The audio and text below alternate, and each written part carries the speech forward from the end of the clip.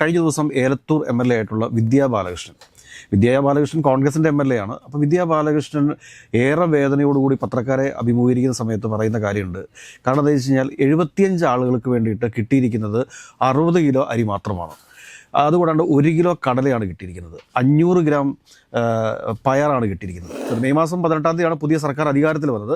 എന്നാൽ ജൂൺ മാസമൊക്കെ ആയി കഴിയുമ്പോഴത്തേക്കാണ് മഴ നമുക്കുണ്ടായിരുന്നില്ല. പിന്നെ ആ ഒരു മാസത്തെ സമയം കൃത്യമായിട്ട് റവന്യൂ വകുപ്പ് പ്രയോജനപ്പെടുത്തേണ്ടതായിരുന്നു. പക്ഷേ റവന്യൂ വകുപ്പ് അതിനു വേണ്ടിയിട്ടുള്ള കാര്യങ്ങൾ ചെയ്തില്ല എന്നുള്ളതാണ് ഇവിടുത്തെ ഏറ്റവും പ്രധാനപ്പെട്ട വീഴ്ചയായിട്ട് പറയുന്നത്. കുട്ടനാടിൻ്റെ പ്രശ്നം ഇത് കേരളത്തിലെ ഏറ്റവും വലിയൊരു പ്രശ്നമാണ്. ഏത് മഴ വന്നു കഴിഞ്ഞാലും അവിടുത്തെ ജനങ്ങൾ അനുഭവിക്കുന്ന ദുരിതം എന്ന് പറയുന്നത് നമുക്ക് കാണാതിരിക്കാൻ വേണ്ടി സാധിക്കത്തില്ല. അപ്പോൾ അതിന് ശാശ്വതമായ ഒരു പരിഹാരം എങ്ങനെ കണ്ടെത്താൻ സാധിക്കും എന്നുള്ളതിനെ കുറിച്ചൊക്കെ ഈ ഗവൺമെന്റ് വളരെ ഗൗരവപൂർവ്വം ആലോചിക്കേണ്ടിയിരിക്കുന്നു. വെറുതെ പൊതുജനങ്ങൾക്ക് പോയിട്ട് എന്തെങ്കിലും വാഗ്ദാനങ്ങൾ കൊടുത്തിട്ട് യാതൊരു കാര്യമില്ല.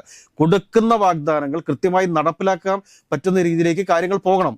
അതല്ലാതെ ഒരു പ്രളയം വരുന്നു, ആ പ്രളയം വന്ന ഉടനെ തന്നെ ദുരിതാശ്വാസ ക്യാമ്പുകളിലേക്ക് മാറ്റുന്നു. ഇതിന് ശാശ്വതമായിട്ടൊരു പരിഹാരം വേണ്ടേ? നമസ്കാരം. കേരളത്തിൽ ഇപ്പോൾ ഒരു മഴയുടെ സാഹചര്യം അല്ലെ വെള്ളപ്പൊക്കത്തിന്റെ സാഹചര്യമൊക്കെയാണ്. അപ്പോൾ പല സ്ഥലങ്ങളിലും ദുരിതാശ്വാസ ക്യാമ്പുകളൊക്കെ പ്രവർത്തിക്കുന്നുണ്ട്. പക്ഷെ പലയിടങ്ങളിലും ദുരിതാശ്വാസ പ്രവർത്തനങ്ങളൊക്കെ ഒരു പാളുന്ന ഒരു സാഹചര്യമുണ്ട്. ശരിക്കും ഇതിന്റെ ഉത്തരവാദികൾ ഉദ്യോഗസ്ഥരാണോ അതോ സർക്കാരാണോ? സർക്കാരും ഉദ്യോഗസ്ഥരും രണ്ടുപേരും കുറ്റക്കാരാണ് നമ്മൾ പറയേണ്ടി വരും. ഇപ്പോൾ ഒരു ഉദാഹരണത്തിന് ഞാൻ പറഞ്ഞുതരാം. ഇപ്പോൾ കഴിഞ്ഞ ദിവസം ഏലത്തൂർ എം.എൽ.എ. ആയിട്ടുള്ള വിദ്യാ ബാലകൃഷ്ണൻ കോൺഗ്രസിൻ്റെ എം.എൽ.എ. ആണ്. അപ്പോൾ വിദ്യാ ബാലകൃഷ്ണൻ ഏറെ വേദനയോടുകൂടി പത്രക്കാരെ അഭിമുഖീകരിക്കുന്ന സമയത്ത് പറയുന്ന കാര്യമുണ്ട്. കാരണം എന്താ വെച്ച് കഴിഞ്ഞാൽ 75 ആളുകൾക്ക് വേണ്ടിയിട്ട് കിട്ടിയിരിക്കുന്നത് 60 കിലോ അരി മാത്രമാണ്. അതുകൂടാണ്ട് 1 കിലോ കടലയാണ് കിട്ടിയിരിക്കുന്നത്, 500 ഗ്രാം പയറാണ് കിട്ടിയിരിക്കുന്നത്. കാരണം ഇതൊക്കെ എത്രത്തോളം പര്യാപ്തമാണ് ഒരു ദുരിതാശ്വാസ ക്യാമ്പ് മുൻപോട്ട് കൊണ്ടുപോകാൻ എന്നുള്ളതിനെക്കുറിച്ച് ഒരു ധാരണ സർക്കാരിനില്ലാത്തതാണോ അതോ മനഃപൂർവ്വം? ഇപ്പോൾ പല ഉദ്യോഗസ്ഥന്മാരെ സംബന്ധിച്ചിട്ടും പല രാഷ്ട്രീയ ചായ്വുകളൊക്കെ ഉണ്ടാവാം. അപ്പോൾ ആ രാഷ്ട്രീയ ചായ്വ് വെച്ചുകൊണ്ട് ദുരിതാശ്വാസ ക്യാമ്പുകളുടെ പ്രവർത്തനം ഏതെങ്കിലും തരത്തിലൊക്കെ തടസ്സപ്പെടുത്തണം എന്നുള്ളൊരു ബോധ്യത്തോടു കൂടി ചെയ്യുന്ന പ്രവൃത്തിയാണോ എന്ന് നമുക്ക് അറിഞ്ഞുകൂടാ. ഏതൊക്കെയാലും ഈ ദുരിതാശ്വാസ ക്യാമ്പുകളിൽ രാഷ്ട്രീയം കളിക്കുന്നത് അല്ലെങ്കിൽ രാഷ്ട്രീയം കാണിക്കുന്നത് തികച്ചും മോശമായിട്ടുള്ളൊരു കാര്യമാണ്. കാരണം പല ജില്ലാ കളക്ടർമാരും നിരുത്തരവാദിത്തപരമായിട്ടുള്ള രീതിയിലാണ് പെരുമാറിക്കൊണ്ടിരിക്കുന്നത് എന്നുള്ളൊരു വസ്തുതയാണ്. ഈ പണ്ടൊക്കെ എന്ന് പറഞ്ഞു കഴിഞ്ഞാൽ ഒരു പ്രളയം ഉണ്ടായിക്കഴിഞ്ഞാൽ അല്ലെങ്കിൽ ദുരിതാശ്വാസ ക്യാമ്പുകൾ എന്നൊക്കെ പറഞ്ഞു കഴിഞ്ഞാൽ അത് കൃത്യമായിട്ട്, അതായത് മഴക്കാലം ജൂൺ മാസത്തിലാണ് സ്വാഭാവികമായിട്ടും കേരളത്തിലുണ്ടാകുന്നത്. അപ്പോൾ മാർച്ച് മാസത്തിൽ തന്നെ പ്രാദേശിക ഭരണകൂടങ്ങൾ യോഗം ചേരുകയും ആ യോഗത്തിൻ്റെ അടിസ്ഥാനത്തിൽ കൃത്യമായ ഒരുക്കങ്ങൾ നടത്തുകയും ചെയ്തിരുന്നു. ഏതൊക്കെ പ്രദേശത്താണ് വെള്ളം കയറാനായിട്ട് സാധ്യതകളുള്ളത്, അപ്പോൾ ആ പ്രദേശത്തൊക്കെ വേണ്ട മുൻകരുതലുകൾ സ്കൂളുകൾ ഐഡന്റിഫൈ ചെയ്യുക, ഇവരെ മാറ്റി പറപ്പിക്കാൻ വേണ്ടിയിട്ടുള്ള കാര്യങ്ങൾ നേരത്തെ മുൻകൂട്ടി തന്നെ ചെയ്യുന്ന ഒരു രീതി ഉണ്ടായിരുന്നു. പക്ഷേ ഈ പ്രാവശ്യം ഒരുപക്ഷെ മാർച്ച് ഏപ്രിൽ മാസങ്ങളിലാണ് ഇലക്ഷൻ നടന്നിട്ടുള്ളത്, മെയ് മാസത്തിലാണ് റിസൾട്ട് വന്നിട്ടുള്ളത്. പുതിയ സർക്കാർ അധികാരത്തിൽ വന്ന മെയ് മാസം 18-ാം തീയതിയാണ്.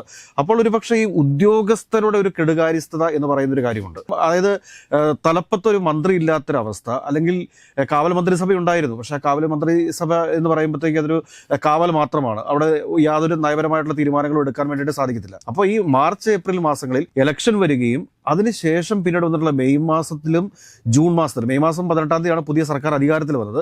എന്നാൽ ജൂൺ മാസമൊക്കെ ആയി കഴിയുമ്പോഴത്തേക്കാണ് മഴ നമുക്കുണ്ടായിരുന്നില്ല. പിന്നെ ആ ഒരു മാസത്തെ സമയം കൃത്യമായിട്ട് റവന്യൂ വകുപ്പ് പ്രയോജനപ്പെടുത്തേണ്ടതായിരുന്നു. പക്ഷേ റവന്യൂ വകുപ്പ് അതിനു വേണ്ടിയിട്ടുള്ള കാര്യങ്ങൾ ചെയ്തില്ല എന്നുള്ളതാണ് ഇവിടുത്തെ ഏറ്റവും പ്രധാനപ്പെട്ട വീഴ്ചയായിട്ട് പറയുന്നത്. റവന്യൂ വകുപ്പിൻ്റെ മന്ത്രി ആരാണ്? A.P. അനിൽകുമാറാണ്. A.P. അനിൽകുമാർ എല്ലാ 14 ജില്ലകളുടെയും കളക്ടർമാരെ വിളിച്ചു ചേർത്ത് മഴ വരുമ്പോൾ ഉണ്ടാകുന്ന ഒരു ആ പ്രശ്നം കൃത്യമായിട്ട് വിലയിരുത്തി ഈ ദുരിതാശ്വാസ ക്യാമ്പുകൾ ഉൾപ്പെടെ ഉള്ള സ്ഥലങ്ങളിൽ അതിന് കൃത്യമായൊരു ഏകോപനം നടത്താൻ വേണ്ടിയിട്ടുള്ള തീരുമാനം കൈക്കൊള്ളേണ്ടതായിരുന്നു. പക്ഷേ അനിൽകുമാറിൻ്റെ ഭാഗത്തു നിന്ന് അതുണ്ടായിട്ടില്ല എന്നുള്ളതൊരു വലിയ വീഴ്ചയായിട്ട് തന്നെ നമ്മൾ കാണേണ്ടിയിരിക്കുന്നു.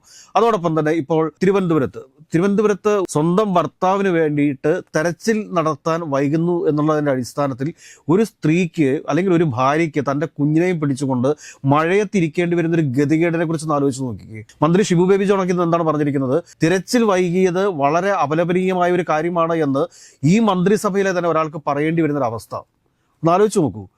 കാരണം ഷിബു ബേബി ജോണിനെ പോലുള്ള ഒരു മന്ത്രിയായിരുന്നു ഈ ഫിഷറീസ് കൈകാര്യം ചെയ്തിരുന്നത് എന്നുണ്ടെങ്കിൽ കൃത്യമായിട്ട് അദ്ദേഹത്തിന് ഇതുമായി ബന്ധപ്പെട്ട് ധാരണയുണ്ടായിരുന്നു. ഇന്നലെ ഗതാഗത വകുപ്പ് മന്ത്രി CP ജോൺ ഈ പ്രശ്നം നടക്കുന്ന സ്ഥലത്ത് ചെന്നു. ആ സ്ഥലത്ത് ചെന്ന് കഴിഞ്ഞപ്പോഴത്തേക്ക് ആളുകൾ എത്ര വൈകാരികമായിട്ടാണ് അദ്ദേഹത്തോട് പെരുമാറിയെന്നറിയോ?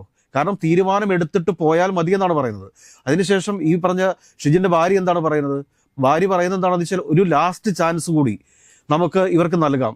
ഇനിയും എന്തെങ്കിലും ഒരു കാലതാമസം വരുത്തി കഴിഞ്ഞാൽ അപ്പോൾ നമുക്ക് വീണ്ടും സമരത്തിന് ഇറങ്ങാം എന്ന് പറയുന്നു. അതിനകത്തൊരു വൈദികനടുത്ത സമീപനമൊക്കെ ഏറെ അപലപനീയമാണ്.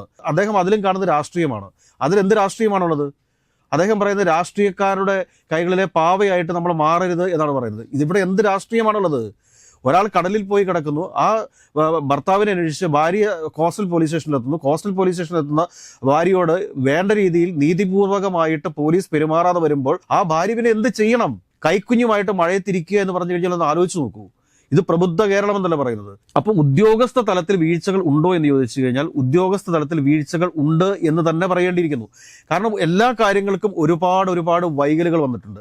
ഇപ്പോൾ ഈ പറഞ്ഞ പുതിയ സർക്കാർ മാറി വരുന്ന സാഹചര്യത്തിൽ എന്താണ് ചെയ്യേണ്ടിയിരുന്നത്? ഉദ്യോഗസ്ഥന്മാരെ ഷഫിൾ ചെയ്യേണ്ടതായിട്ടുണ്ട്.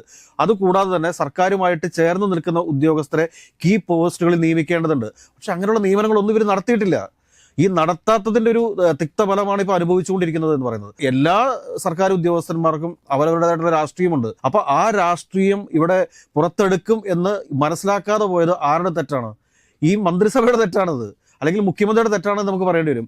ഇപ്പോൾ വളരെ സജീവമായിട്ട് പല മന്ത്രിമാരും ദുരിതാശ്വാസ ക്യാമ്പുകളിലൊക്കെ ഉണ്ട്, അല്ലെങ്കിൽ ഈ ദുരിതം നടന്ന സ്ഥലങ്ങൾ. ഇപ്പോൾ കുട്ടനാട് ഇപ്പോൾ കെ.സി. വേണുഗോപാൽ MP സന്ദർശിക്കുന്നുണ്ട്. അതോടൊപ്പം തന്നെ T. സിദ്ദിഖ്, M. ലിജു ഇവരൊക്കെ ഇന്ന് അവിടെ സന്ദർശിക്കുന്നുണ്ട്. കുട്ടനാടിന്റെ പ്രശ്നം ഇത് കേരളത്തിലെ ഏറ്റവും വലിയൊരു പ്രശ്നമാണ്. ഏത് മഴ വന്നു കഴിഞ്ഞാലും അവിടുത്തെ ജനങ്ങൾ അനുഭവിക്കുന്ന ദുരിതം എന്ന് പറയുന്നത് നമുക്ക് കാണാതിരിക്കാൻ വേണ്ടി സാധിക്കത്തില്ല. അപ്പൊ അതിന് ശാശ്വതമായ ഒരു പരിഹാരം എങ്ങനെ കണ്ടെത്താൻ സാധിക്കും എന്നുള്ളതിനെ കുറിച്ചൊക്കെ ഈ ഗവൺമെന്റ് വളരെ ഗൗരവപൂർവ്വം ആലോചിക്കേണ്ടിയിരിക്കുന്നു. അവിടുത്തെ MLA ആയിട്ടുള്ള റജി ചെറിയാൻ വളരെ സജീവമായിട്ട് തന്നെ കുട്ടനാടിന് വേണ്ടിയിട്ട് മുറവിളി കൂട്ടുന്നുണ്ട്. അദ്ദേഹം പറയുന്നത് അദ്ദേഹം മുഖ്യമന്ത്രിയെ വിളിച്ചിട്ട് മുഖ്യമന്ത്രി ഫോൺ പോലും എടുക്കുന്നില്ല എന്നാണ് പറഞ്ഞത്. അത് കഴിഞ്ഞതിന് ശേഷം മുഖ്യമന്ത്രി അടുത്ത ദിവസത്തെ പത്രസമ്മേളനത്തിൽ അദ്ദേഹത്തെ പരിഹസിക്കുന്ന രീതിയിലാണ് സംസാരിച്ചതെന്നൂടെ ഓർക്കുക. കാരണം കുട്ടനാട്ടിലെ ജനങ്ങൾ അനുഭവിക്കുന്ന ദുരിതം എന്ന് പറഞ്ഞാൽ അത് നിസ്സാരമല്ലെന്ന്. അത് നമ്മൾ ഒരു പ്രാവശ്യം കുട്ടനാട്ടിൽ പോയി കഴിഞ്ഞാൽ അറിയാം. ഒരു മഴ പെയ്ത് കഴിഞ്ഞാൽ അപ്പോൾ തന്നെ വീടിനകത്തേക്ക് വെള്ളം കയറുകയാണ്.